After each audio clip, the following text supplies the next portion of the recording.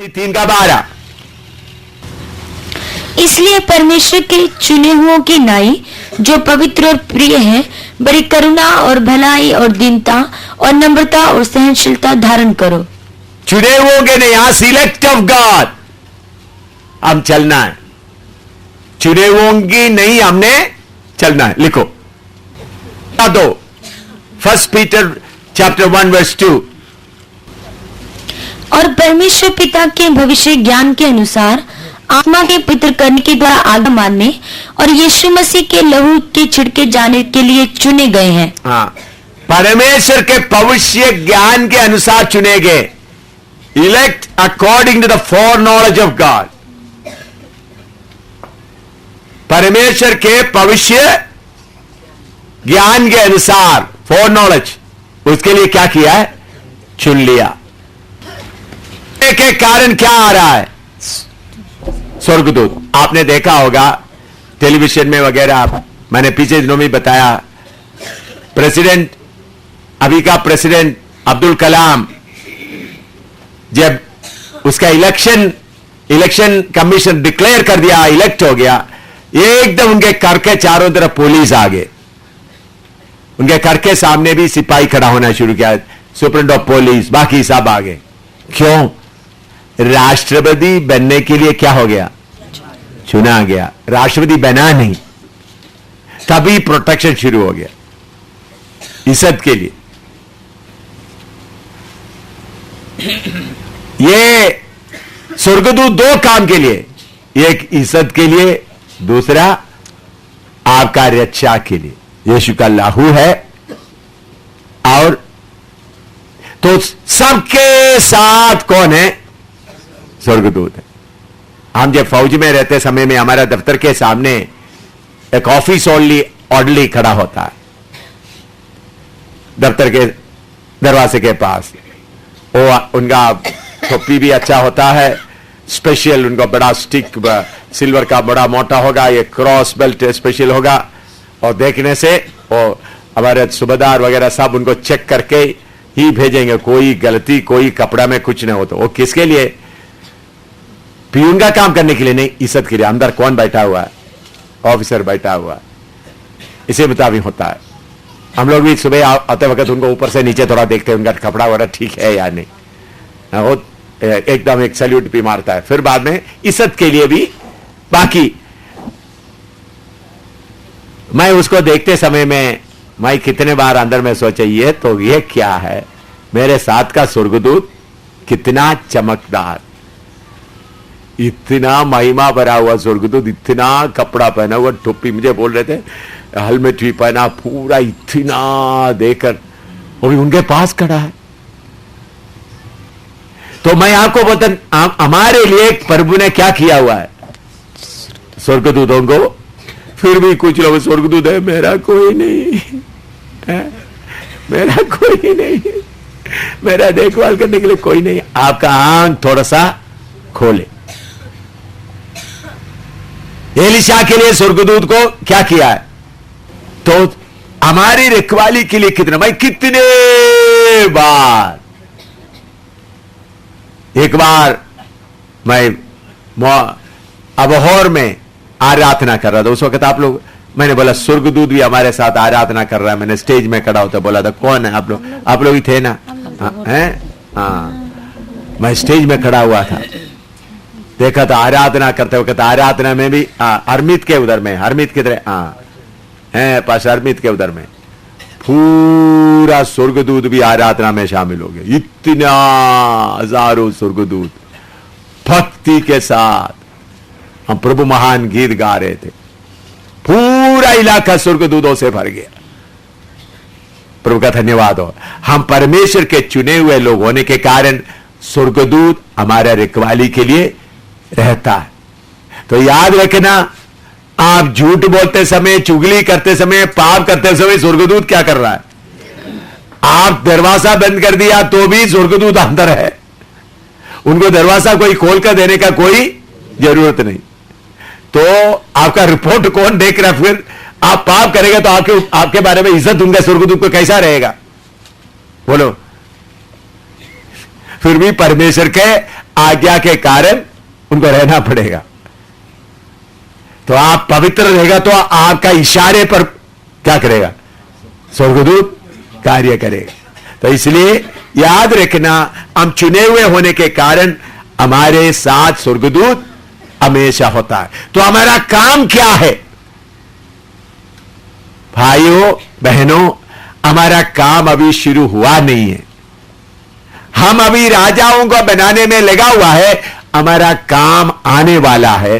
हमारा काम शुरू होगा नया तरतीब में। अभी सिर्फ क्या कर रहा है? राजा बनाया, बाकी लोगों को राजा बनाने में लगा हुआ है। ये नहीं हमारा काम। हमारा काम आने वाला है। हमारा काम का शुरुआत में क्या होने वाला है? पढ़िएगा दानिएल की किताब 7 का 9 से 10। दानिएल 7 का 9 से 10। Daniel chapter 7 verse 9 and 10। Daniel को, नबी दानिएल को यीशु मसीह कलीसिया इस तरतीब में प्रकट होने के बहुत हजारों साल पहले हमारे बारे में उनको दर्शन मिला। हाँ पढ़िएगा। मैंने देखते देखते अंत में क्या देखा कि सिंहासन रखे गए और कोई अति प्राचीन विराजमान हुआ। उसका वस्त्र हिमसा उजला और सिर के बाल निर्मल ऊन सरीखे थे। उसका सिंहासन अग्नि में और उसके पहिए धधकती हुई आग के से देख पड़ते थे। उस प्राचीन के सम्मुख से आग की धारा निकलकर बह रही थी। फिर हजारों हजार लोग उसकी सेवा टहल कर रहे थे और लाखों लाखों लोग उसके सामने हाजिर थे। फिर न्यायी बैठ गए और पुस्तकें खोली गई। इधर में आने वाला दिनों में स्वर्ग का परमेश्वर स्वर्ग में करने वाला एक बहुत बड़ा काम है। इधर में लिखा है सिंहासन रखे गए। इसका मतलब अंग्रेजी में थ्रोन्स लिखा है। एक सिंहासन नहीं, थ्रोन्स। सिंहासन रखे गए उसका मतलब क्या है? प्लूरल है ना? है बहुत। उसमें एक में बुजुर्ग जैसा बैठ गया। वो लिखने वाला भाषा में उनका बाल ऊन के सरीखे, जैसा मुझे देखने से बुढ़ा आदमी दिखाई देता, उसी मुताबिक लिखने वाला उस हालत से लिखा है। वो कौन है? Ancient of days. अंग्रेजी में पढ़ते हैं एंशिएंट ऑफ डेज।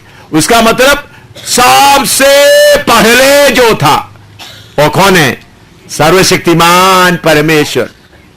सर्वशक्तिमान परमेश्वर सिंहासन में बैठेंगे। हजारों हजारों स्वर्गदूत चारों तरफ खड़े हुए हैं सेवा करने के लिए। लाखों लाखों लोग सामने खड़े हैं। तो उधर में 7 लिखा है, बाद में न्याय बैठ गए या हेवनली पार्लियामेंट, स्वर्ग का पार्लियामेंट बैठ गए। और कौन है? मैं और आप, जो यीशु मसीह के खून से खरीदे हुए यीशु मसीह का दुल्हन। तो पिता परमेश्वर के साथ हम इधर इस दुनिया से विदा होने के बाद एक बड़ा कॉन्फ्रेंस होगा। उस कॉन्फ्रेंस का चेयरमैन, अध्यक्ष कौन होगा? पिता परमेश्वर। हम सब सिंहासनों में बैठेंगे। चारों तरफ हजारों हजारों स्वर्गदूत खड़ा होगा।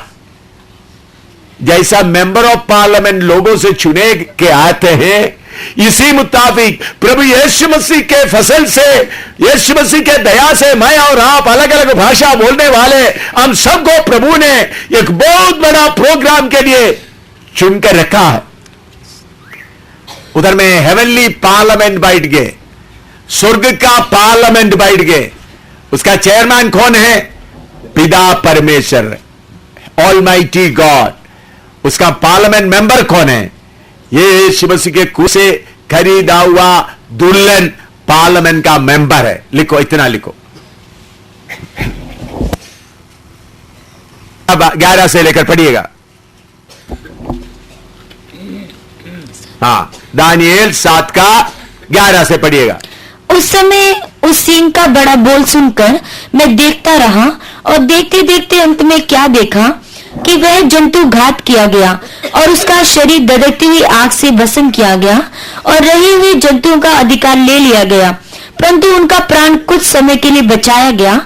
मैंने रात में स्वप्न में देखा और देखो मनुष्य के संतान सा कोई आकाश के बादलों समेत आ रहा था और वह उस अति प्राचीन के पास पहुंचा और उसको वे उसके समीप लाए। तब उसको ऐसी प्रभुता, महिमा और राज्य दिया गया कि देश देश और जाति जाति के लोग और भिन्न भिन्न भाषा बोलने वाले सब उसके अधीन हो। उसकी प्रभुता सदा तक अटल और उसका राज्य अविनाशी ठहरा। देखिए, हेवनली पार्लियामेंट इकट्ठा हो गया, उधर में डिस्कशन चल रहा है, चर्चा चल रहा है, दुनिया का हुकूमत अभी किसको दे। हम देखते हुए इतिहास लिखते वक्त में सबसे पहले बाबिलोन एम्पायर, बाबुल बादशाहत, सर्वशक्तिमान परमेश्वर दुनिया को बाबुल बादशाहत के लिए दिया। उन लोग वफादार नहीं रहा, उनको हटा के प्रभु ने मेदो पर्शिया को लेके आया, मेडियन एंड पर्शियंस। उन लोग भी वफादार नहीं रहा। फिर तीसरा साम्राज्य वर्ल्ड एम्पायर, ग्रीक यूनानी बादशाहत, उन लोग भी वफादार नहीं रहा। उसके बाद चौथा आया रोम एम्पायर, रोमी बादशाहत, उन लोग भी वफादार नहीं रहा। फिर आया डेमोक्रेसी और डिक्टेटरशिप, प्रजातंत्र और तानाशाही, वो आ गया। उन लोग भी वफादार नहीं रहा। आखिरी में आएगा विरोधी मसीह आ गया। यह कॉन्फ्रेंस चलते समय पृथ्वी पे कौन राज्य कर रहा है? विरोधी मसीह सारे दुनिया के ऊपर राज्य कर रहा है। तो स्वर्ग का परमेश्वर देखा यह भी वफादार नहीं रहा, तो राज्य किसको दे?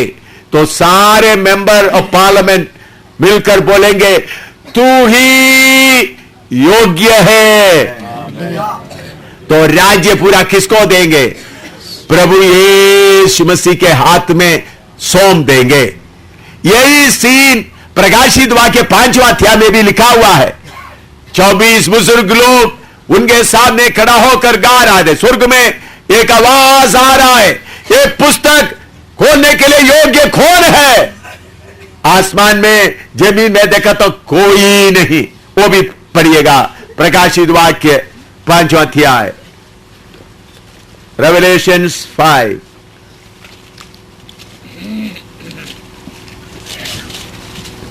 उसका पहला आयत से लेकर पढ़िएगा।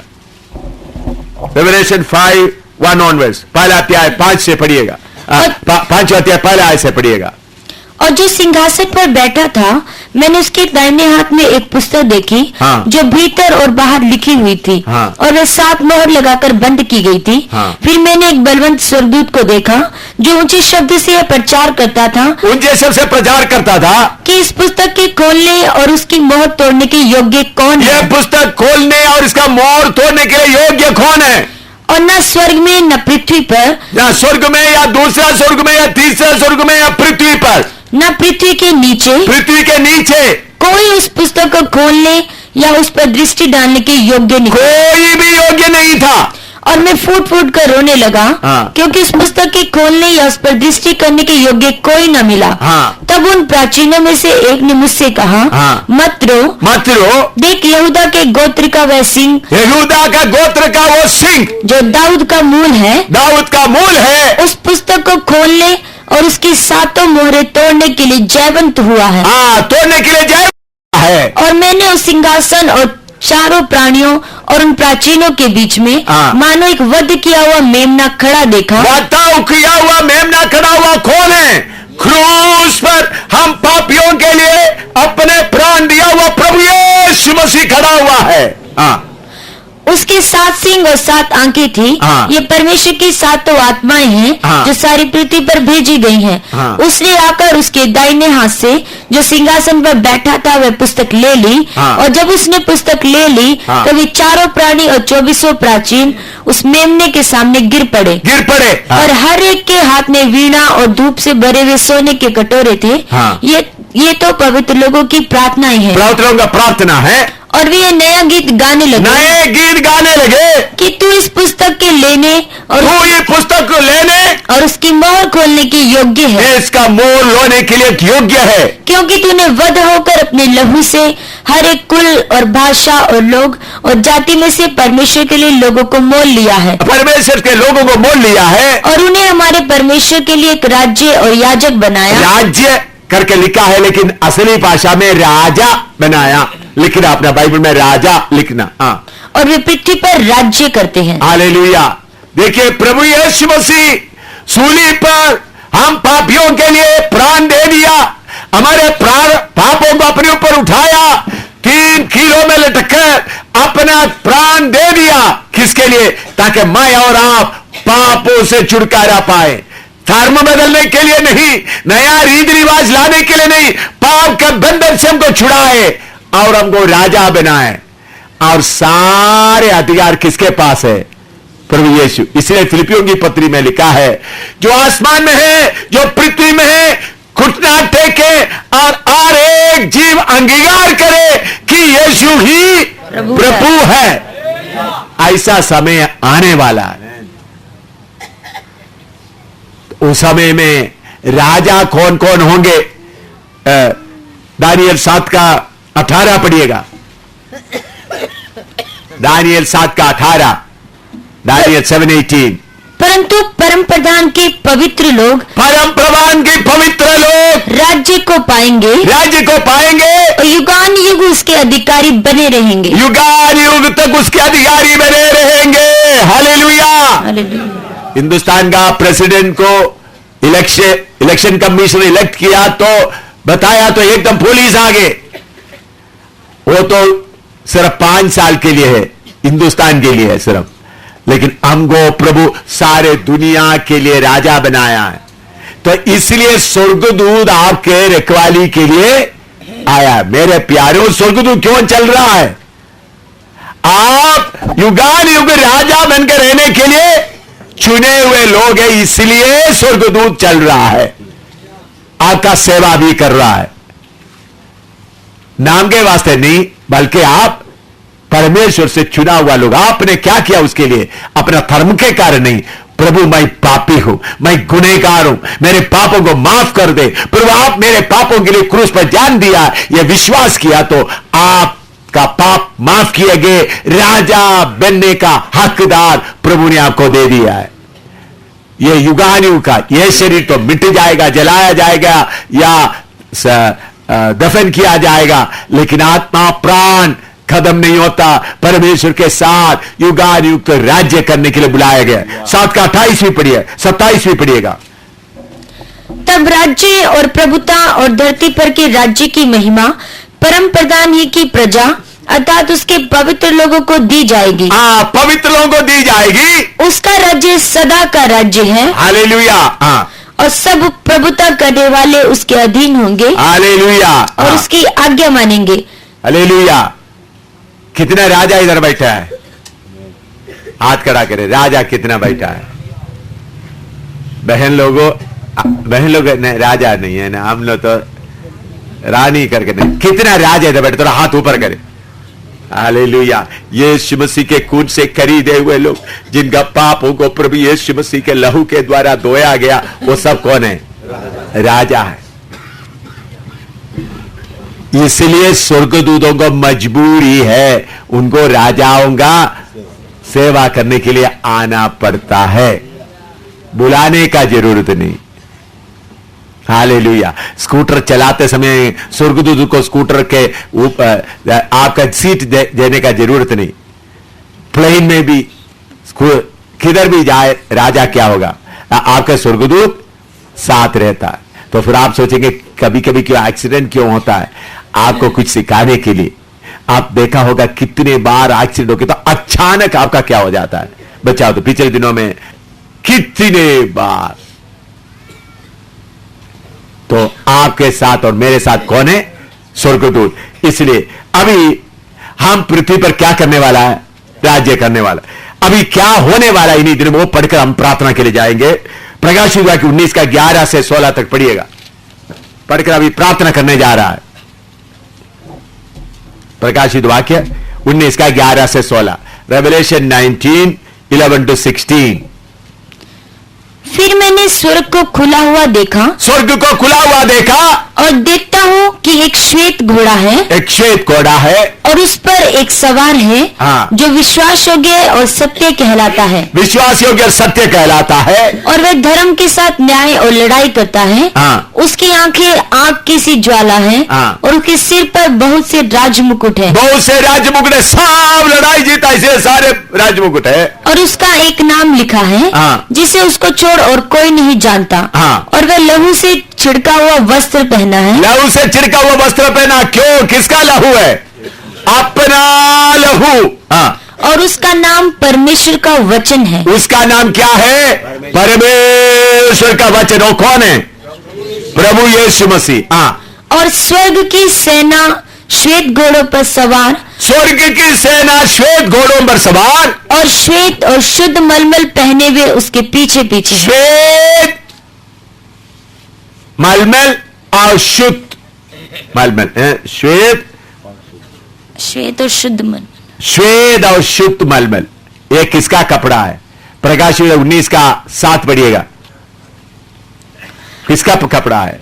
आओ हम आनंदित और मगन हो, हाँ, और उसकी 19:6। हाँ, आओ आनंदित मगन हो, और उसकी स्तुति करे, उसका स्तुति करे, क्योंकि मेमने का ब्याह आ पहुंचा, मेमने का ब्याह आ पहुंचा है, और उसकी पत्नी ने अपने आप को तैयार कर लिया है, पत्नी अपने आप को तैयार किया है, और उसको शुद्ध और चमकदार महीन मलमल पहनने का अधिकार दिया गया। हालेलुया। शुद्ध और महीन मलमल पहनने का अधिकार दिया। इसका ये क्या है?